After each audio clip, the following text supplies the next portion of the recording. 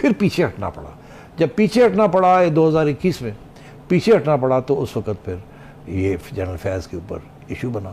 General Bajwa نے کہا کہ ان کو اب ISI سے ہٹا کے, اور یہ فوج کا ان کے اندر جو لوگ تھے سینئر جنرلز, ان کا یہ تھا کہ فیض کو ہٹاؤ یہاں سے اب.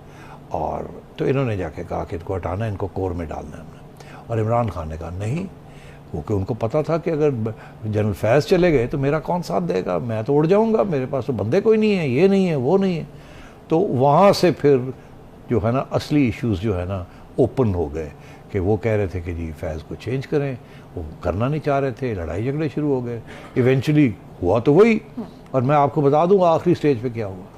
آخری سٹیج پہ یہ ہوا کہ جنرل باجوہ ملنے گئے پرائم منسٹر صاحب کو, عمران خان صاحب کو, اور کہا جا کے انہوں نے کہ جی اب بہت ہو گیا, ہر مہینے آپ کہتے ہیں اگلے مہینے اگلے مہینے اگلے مہینے, اور میں جا کے اپنے کور کمانڈرز کو کہتا ہوں اگلے مہینے اگلے مہینے اگلے مہینے, تو یہ میری بھی بڑی بے عزتی ہو رہی ہے, بہت ہو گیا ہے, تو اب میں اس کو چینج کروں گا. تو ٹو وچ عمران خان سے ٹھیک ہے کر دیں. انہوں نے آ کے اناؤنسمنٹ کر دیا ISPR کی طرف سے کہ یہ جنرل جو ہیں کراچی سے وہ آ رہے ہیں, اور جنرل فیض جو ہیں وہ جا رہے ہیں پشاور.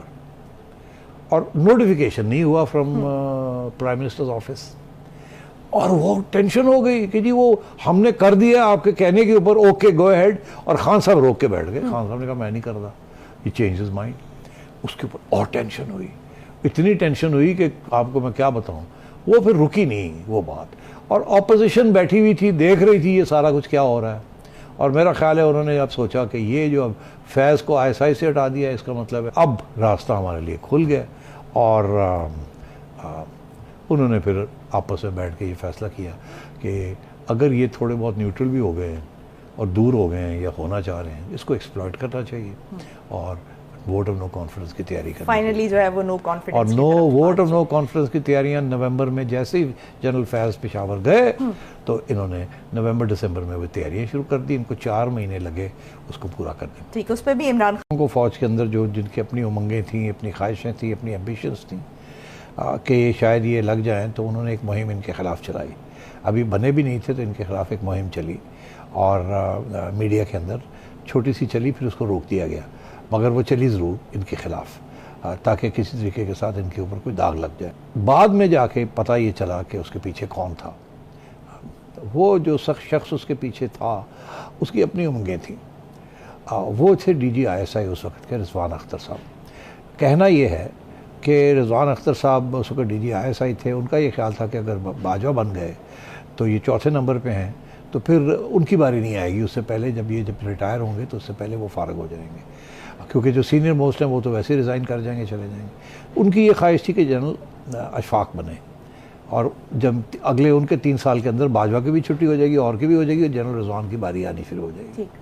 تو انہوں نے پھر یہ, اور جنرل باجوہ جب بن گئے تو ان کو پتہ, انہوں نے انکوائری کی تو پتہ چلا کہ ISI کی طرف سے جو اس وقت کے سربراہ تھے جنرل رضوان اختر, ان کی طرف سے یہ اس قسم کی کچھ مہم چلائی گئی تھی.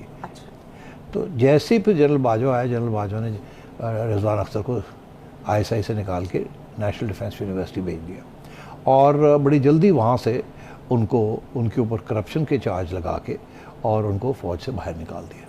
تو یہ عام لوگوں کو یہ پتہ نہیں ہے کہ جنرل باجوہ کے خلاف آنے سے پہلے ہی ایک سازش ہوئی تھی, اور اس کے اوپر بھی ایک جرنیل کی پرسنل ایمبیشنز کے بارے میں یہ تھی. میں اس لیے یہ بات کر رہا ہوں کہ آگے بھی جو کہانی بنتی ہے اس کے اوپر جرنیلوں کی جو امنگیں ہیں, اپنی پرسنل ایمبیشنز ہیں, وہ سامنے آتی ہیں, اور انسٹیٹیوشنل انٹرسٹ اور کانسٹیٹیوشنل انٹرسٹ کبھی کبھی پیچھے ہٹ جاتے ہیں. تو یہ اس میں role of the individual in history جو ہے اس کے اوپر بھی روشنی پھر ہم ڈالتے ہیں کہ لوگوں کی اپنی جو خواہش ہوتی ہے وہ کیسے آئین کو بھی دھجیاں اڑا دیتی ہے, اور انسٹیٹیوشنل انٹرسٹ کو بھی, کیونکہ وہ اپنے آپ کو بڑھانا چاہے.